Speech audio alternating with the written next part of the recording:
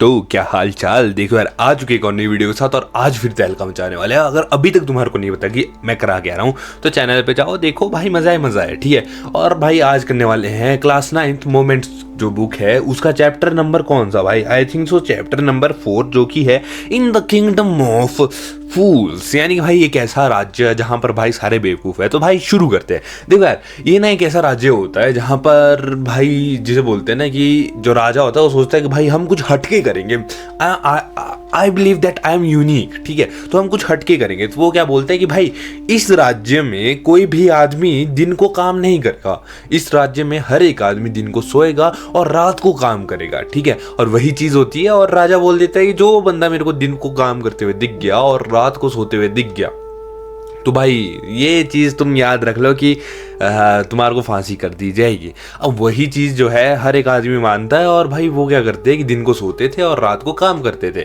यहाँ तक कि वहाँ के जानवर भी ऐसा ही करते थे। अब क्या होता है, एक दिन वहाँ पर एक साधु आता है।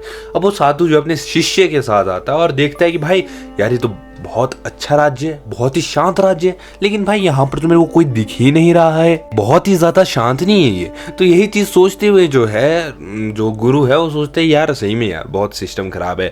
लेकिन क्या होता है कि धीरे धीरे जब देखते कि भाई शांत नहीं है, भाई यहाँ पर तो हर एक आदमी सो रखा है, यानी भाई आलसी है क्या सारे, है ना, यहाँ तक कि सारे जानवर भी सो रखे हैं, भाई ये क्या सिस्टम हो रखा है, ठीक है। तो यही चीज सोचता है जो गुरु है, वही चीज सोचता है कि भाई यार नहीं, यहाँ पर कुछ तो सिस्टम अलग है। और जो है धीरे धीरे करके क्या हो जाती है, शाम हो जाती है। और शाम को देखो यार, अब सारा दिन का बेचारा गुरु और शिष्य जो है भूखे हैं, तो शाम को जैसे ही देखते हैं तो वहाँ पर क्या होता है, वहाँ पर जो है दुकानें खुलने शुरू हो जाती है, क्योंकि बोला गया था कि हर एक आदमी रात को काम करेगा, दिन को सोएगा, ठीक है। अब वही चीज़ वो जो लोग करते हैं कि भाई अब रात होने वाली थी, तो वो जो है धीरे धीरे करके आते हैं और अपनी दुकान को खोलना शुरू कर देते हैं। अब जैसे ही वो अपनी दुकान वगैरह खोलते हैं तो जो वहाँ का जिसे बोलते हैं ना जो शिष्य था वो जो है कहता है कि भाई आओ तो घेपूंगा, अब तो खाऊंगा। अब वहां पर राजा ने एक और रूल बना रखा था कि सिर्फ एक दूधू में, मतलब एक जैसे 1 रुपए हुआ ना, वैसे उधर की करेंसी दूधू थी, ठीक है। तो एक दूधू में हम क्या करेंगे कि इतना खा लो जितना तुम खा सकते हो, सिर्फ एक दूधू में, ठीक है।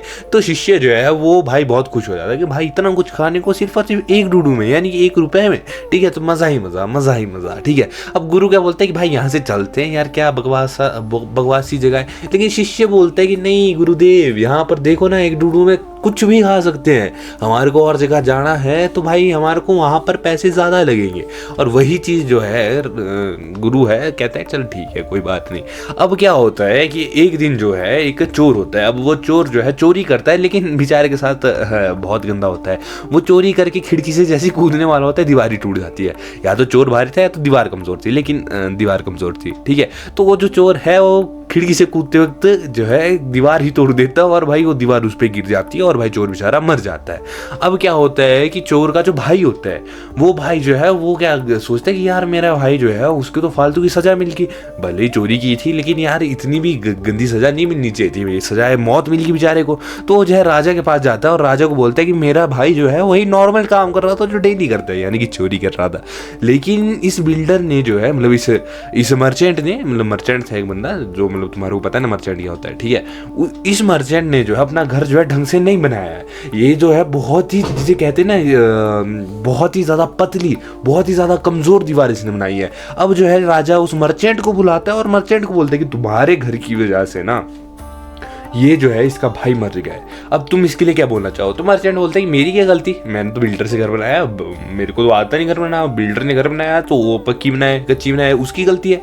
तो राजा जो है उस बिल्डर को बुलाता है, कहते बिल्डर साहब, और उसको वही सारी चीज़ें बताता है कि ऐसे ऐसे इसके भाई की मौत हो गई, ठीक है। अब बिल्डर जो है वो बोलता है कि मेरी इसमें कोई गलती नहीं है, मैं जब इनका घर बना रहा था तो मेरे सामने से एक बूढ़ी औरत जो है बार बार जा रही थी, आ रही थी, जा रही थी, तो मैं उसको देख रहा था और मेरा ना जो कंसंट्रेशन था, फोकस था, खराब हो गया, जिसकी वजह से इनकी जो बिल्डिंग है वो कच्ची होनी, ठीक है।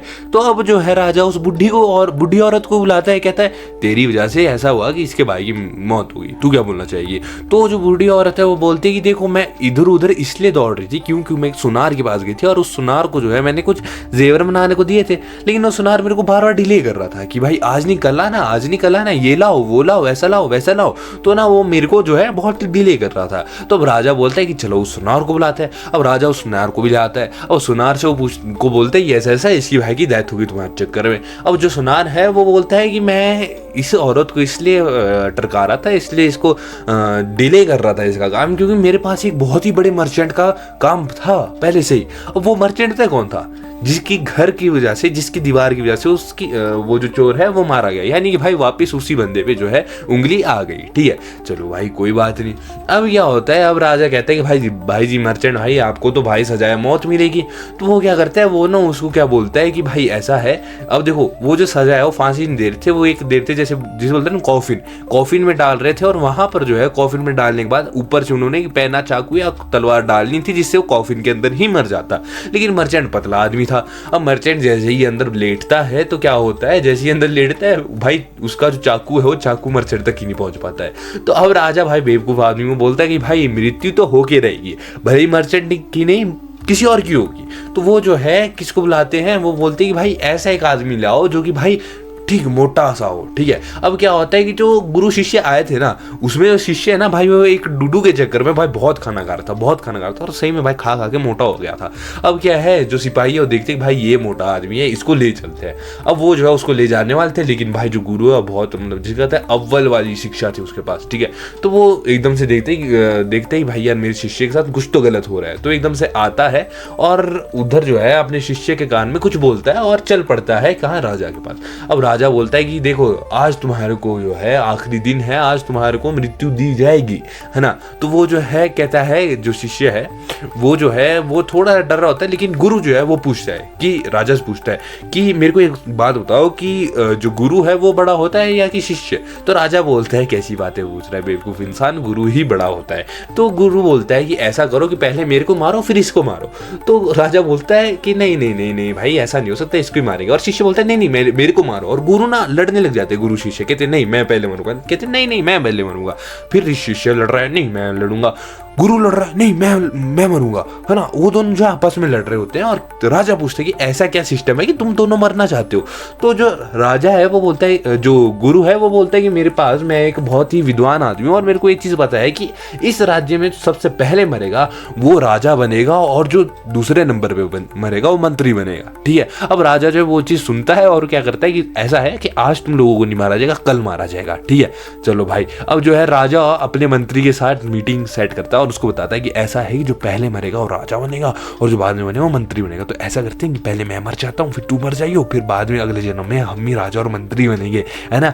तो वो जो है मंत्री भी मान जाता है, राजा भी मान जाता है। अब राजा क्या बोलता है, राजा बोलता है कि देखो तुमने उन लोगों को नहीं मारना, अपने सिपाहियों को बोलता है कि तुमने उन लोगों को नहीं मारना है, कल मैं तुम्हारे को 2 आदमी भेजूंगा, उन लोगों को तुमने फांसी लगानी है। ठीक है, अब फांसी लगानी है, अब फांसी लगाते हैं उनको। ठीक है, हमने नेक्स्ट डे क्या होता है कि राजा जो है अपने आप को और मंत्री को जो है पैक करके क्या करवा देता है, उधर भेज देता है, जिसके बाद जल्लाद जिसे जल्लाद ही बोलते हैं साहब, जो फांसी देता है। ठीक है, उसके पास अब वो जो है उनको फांसी दे देता है। अब जैसे ही वो जो है देखता है कि भाई ये तो राजा और मंत्री है, भाई इनको तो फांसी दे दी, अब क्या होगा इस पूरे राज्य का।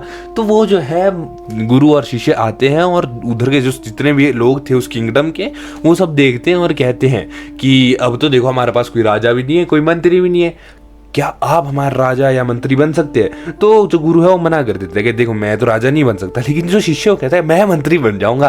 ठीक है, तो शिष्य जो है उस चीज़ के लिए मान जाता है, मतलब थोड़ा उछला वाला शिष्य था। तो भाई उधर के लोग रिक्वेस्ट करते हैं कि ऐसा करो यार प्लीज़ बन जाओ, नहीं तो हमारा तो किंगडम भी खराब हो जाएगा। तो गुरु मान जाता है, कहते ठीक है लेकिन हम जो है सारे रूल्स बदल देंगे।